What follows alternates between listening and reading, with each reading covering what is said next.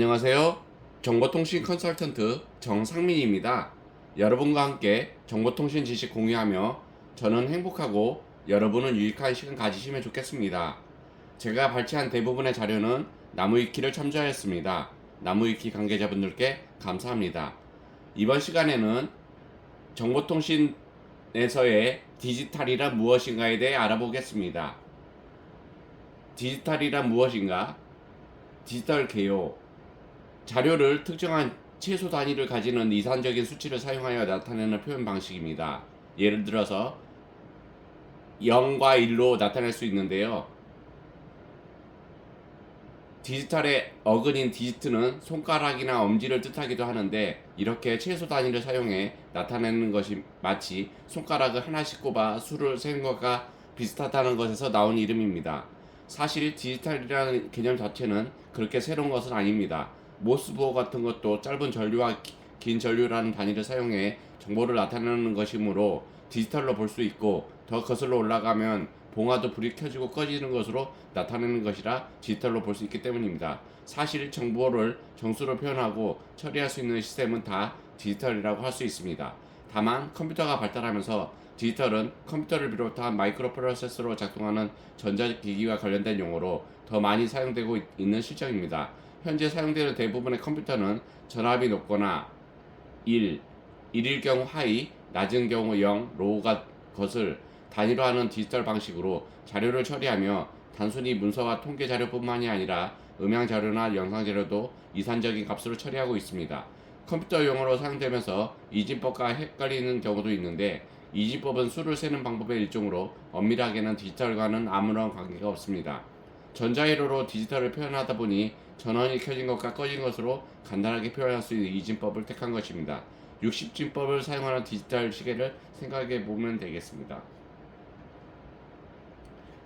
디지털 자료의 특징으로서 일정한 단위를 통해 자료를 나타내는 디지털의 특성상 연속값으로 자료를 나타내는 아날로그에 비해 외부 환경에 영향을 덜 받습니다. 이 때문에 디지털 자료는 복제, 삭제, 편집 등의 데이터 가공이 용이하며 원칙적으로 복제된 결과물이 원본과 차이가 없게 됩니다.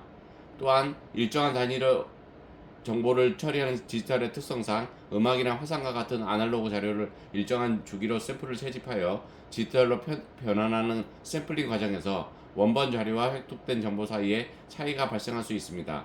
위 도표에서 아날로그 정보와 이를 샘플링하여 얻어진 자료의 사이에는 조금씩이나마 차이가 생기며, 이는 얻어진 자료의 품질에 영향을 미칩니다.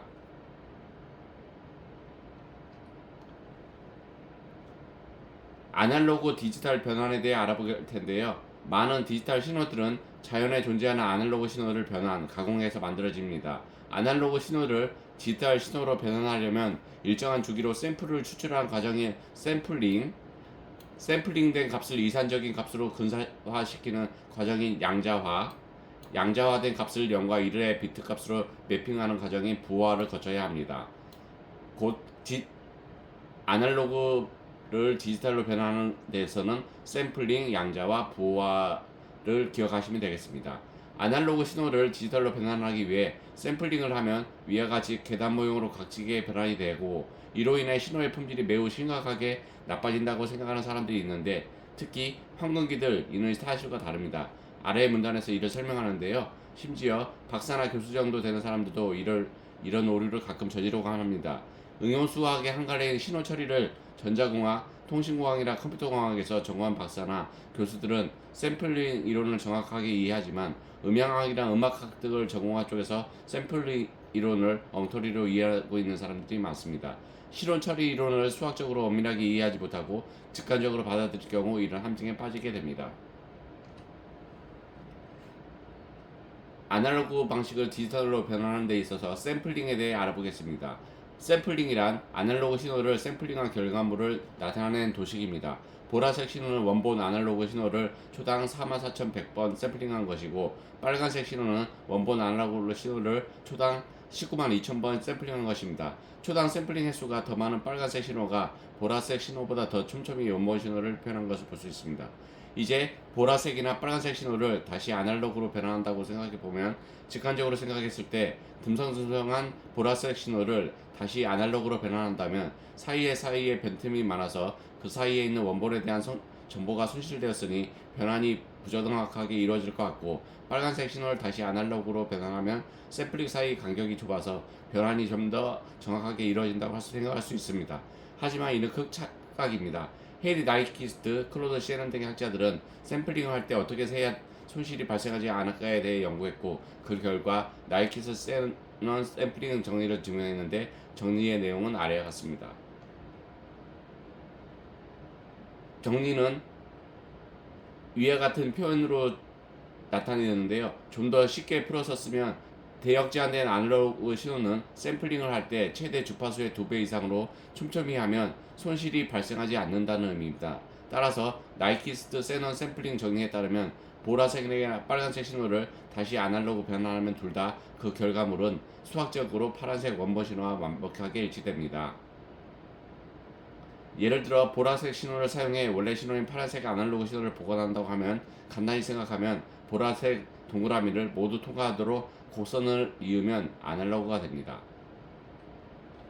이 다음에는 양자화에 대해 알아볼 텐데요. 양자화는 아날로그 신호의 크기는 연속한 범위 내에서 아무 실수값이나 가질 수 있지만, 디지털 신호의 크기는 유한한 개수의 값만 가질 수 있습니다. 따라서 아날로그 신호를 디지털로 바꿀 때 위에 서술된 샘플링 이후에 양자화라는 과정을 거칩니다. 즉 이는 샘플링된 신호의 크기를 가장 가까운 허용된 값으로 근사시키는 것인데, 샘플링이 세로로 신호를 자른다면 양자화는 가로로 자른다고 생각하면 쉽습니다.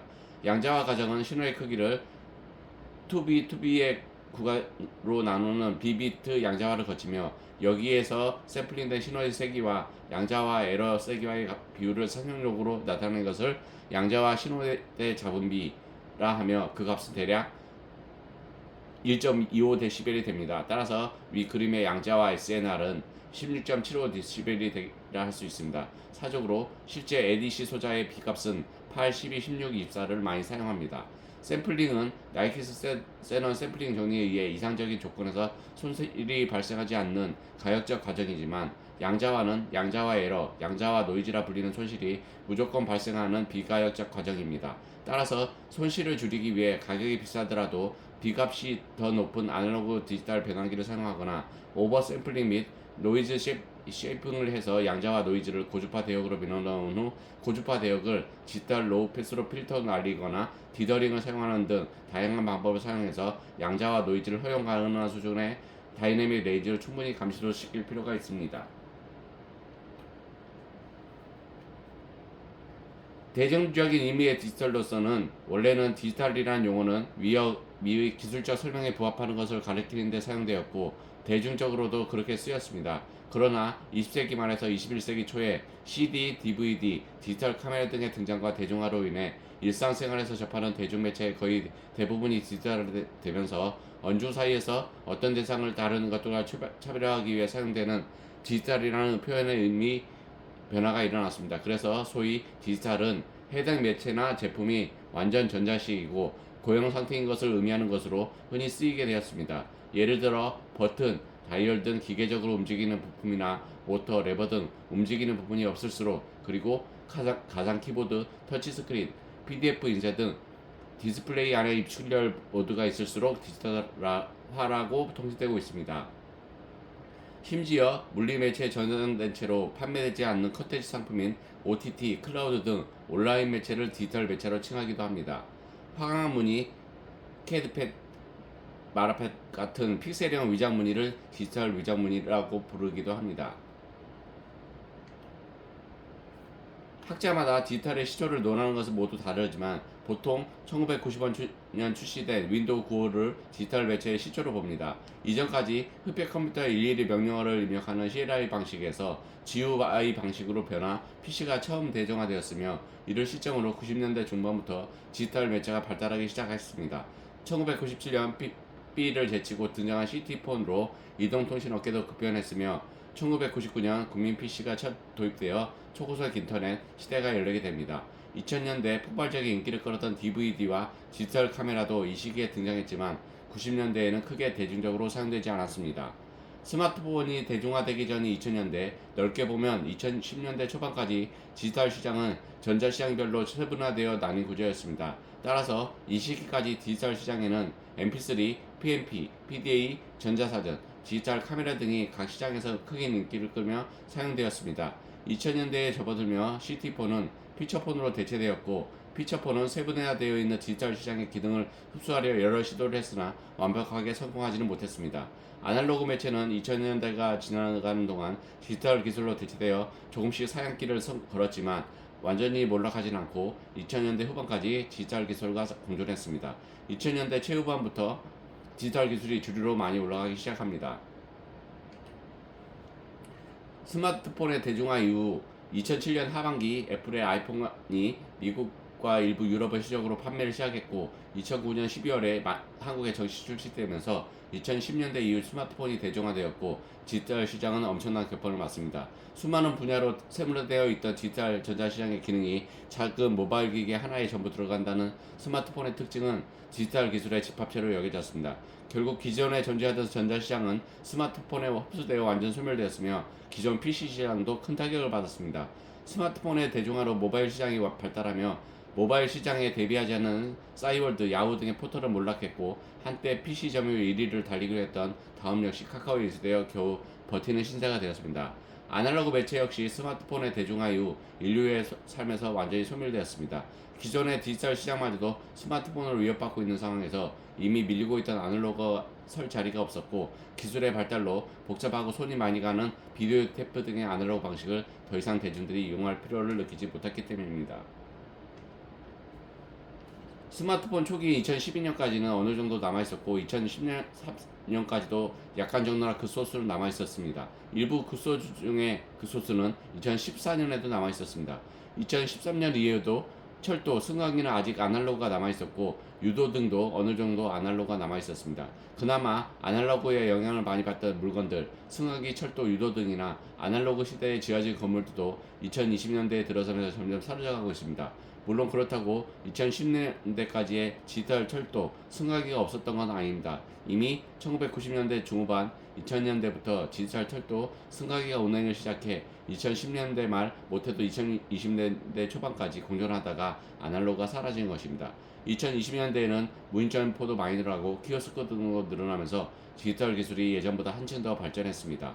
스마트폰이 디지털 매체 선두주자로 자리 잡은 지 10년이 넘은 2020년대에도 다양한 미래 디지털 기술 개발이 진행되고 있으며 스마트폰 역시 초기 버전과는 비교할 수 없을 정도로 발달했습니다.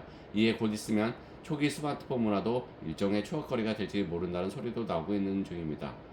오늘은 정보통신에 있어서 디지털 의미에 대해 알아봤는데요. 다음 시간에는 아날로그란 무엇인가에 대해 공유 드리겠습니다. 감사합니다. 즐거운 주말 보내세요.